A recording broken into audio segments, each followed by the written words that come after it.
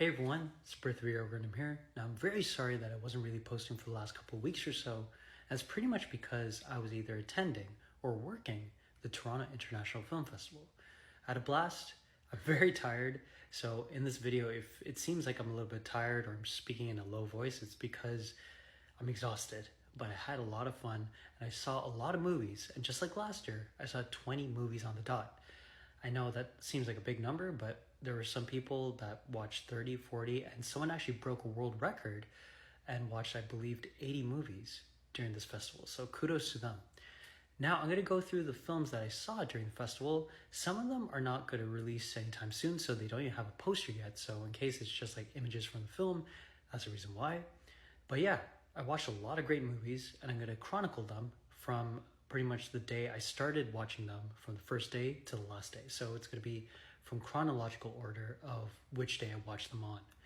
So yeah, hopefully we'll get to see these films very soon, and let's get on to the reviews. So the first film that I saw during the festival was Flow. It's a silent animated film, and it pretty much follows a cat, a dog, a capybara, I think a heron, and also a meerkat as they try to survive a Noah's Ark type of situation. I really loved it. It's very emotional. I gave it an easy 10 out of 10. Really, really good movie. I don't know when it's going to come out, but please do watch it whenever you can. The next film that I saw was a documentary by the name of Will and Harper. Now, this is a very solid documentary. It's going to be on Netflix very, very soon. It has a very nice human touch towards it. It's also a road trip documentary, and I love the story in this documentary as well. I gave it a 9 out of 10, and please do watch it whenever you can when it comes on Netflix, and I believe it comes out the end of September, so very, very soon.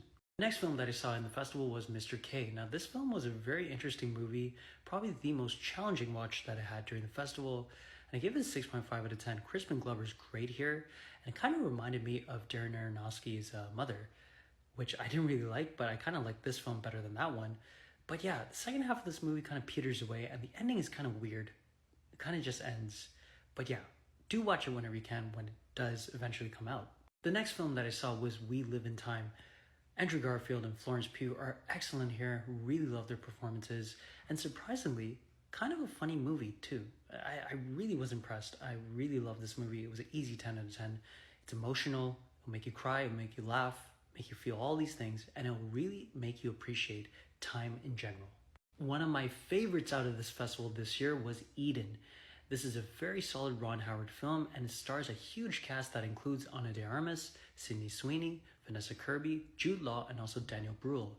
And I gave it a 10 out of 10. It kind of will remind you of Lord of the Flies, and Ron Howard never really has directed a horror movie. This kind of feels like a horror movie, but it's more about the horrors of like how people treat each other and how they can go into violent kind of situations when they're pitted against each other in a survivalistic kind of situation. Very solid film. The next film that I saw at the festival was Bring Them Down. This is an Irish film, and it kind of reminded me if Banshees of Inisherin were made in a more nihilistic and very mean and gritty way. I gave it an 8 out of 10. I think that the first half of this movie is kind of a little bit shaky here and there, but once the narrative twist happens and it kind of revisits the perspective of the story from another person, it is very, very interesting. And Barry Keoghan is great here as well, and Krista Rabbit is great here as well. But yeah, I think it's going to come out end of this year by chance. But yeah, please do watch it whenever you can. Another one of my favorites at the festival this year was Relay. Now, it only played twice during the festival, and I got to see it during the press and industry screening that happened the day after the premiere. It's a very solid thriller. David Mackenzie does a great job of showing a different kind of agent slash spy here. And Riz Ahmed and Lily James are great here. It's an easy 10 out of 10. I don't want to talk about this movie that much because I don't want to give away anything to do with the story, but I will tell you this. It is very interesting. It kind of allows you to follow this agent's life as he's navigating things while doing his job. Very interesting film. Great twist as well. Easy 10 out of 10. Emilia Perez was the next film that I saw at the festival, and I kind of went into this not knowing it was going to be a musical.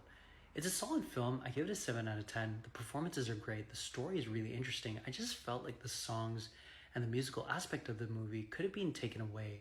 It was a very solid drama, and I love the director's previous films, but I think that this film just didn't connect with me that much. But the lead performances are excellent here. And if you're trying to watch a movie that is very excellent in terms of the dramatic performances within the film, this is the movie. I think it's going to come out in Netflix pretty much in October, so please do watch it whenever it releases. One of the funniest movies you will see this year, Friendship. Easy 10 out of 10. I laughed throughout the whole screening of this movie, and it was just absurd, cringy, and very over the top, but in such a great way. If you love Tim Robinson's type of humor, if you love I Think You Should Leave, or even The Office, you will love this movie. 10 out of 10.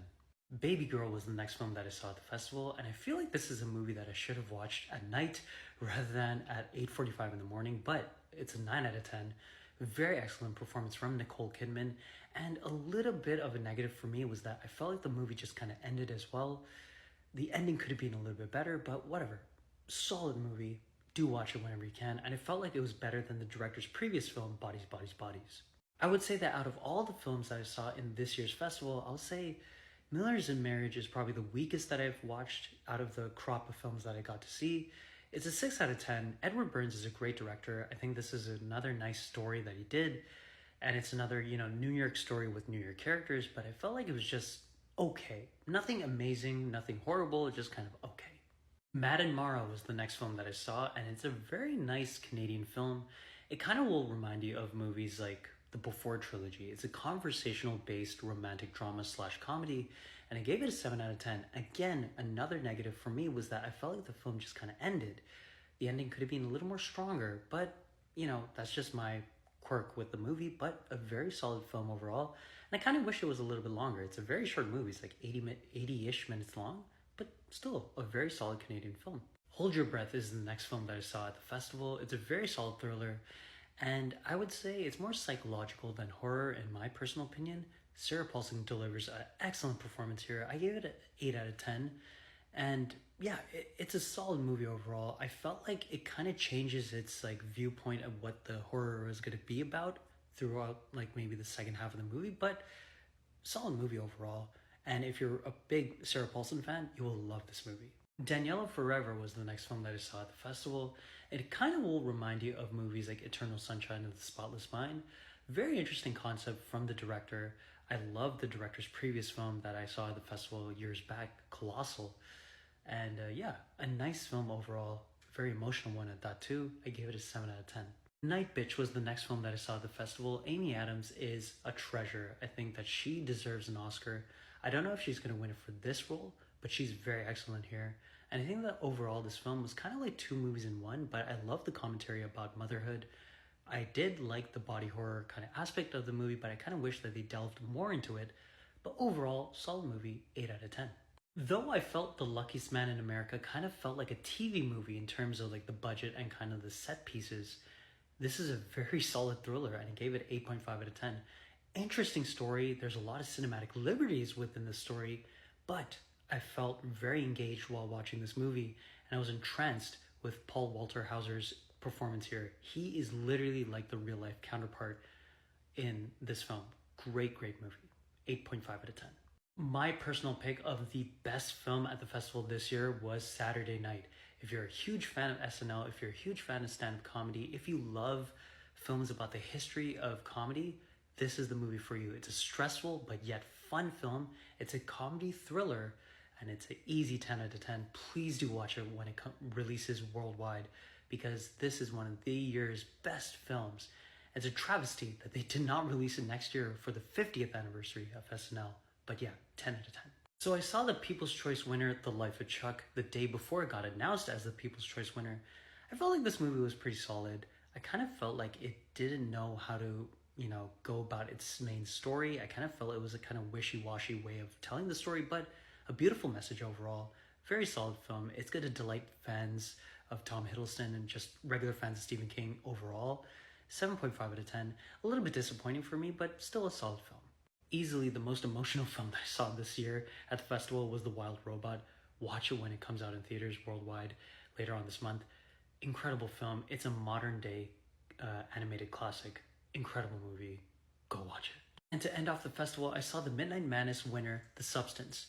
Wild, gross, interesting, and very gory, but very interesting. I gave it a 9 out of 10. Watch this movie when it comes out. Great performance from Demi Moore and Margaret Qualley. Incredible film.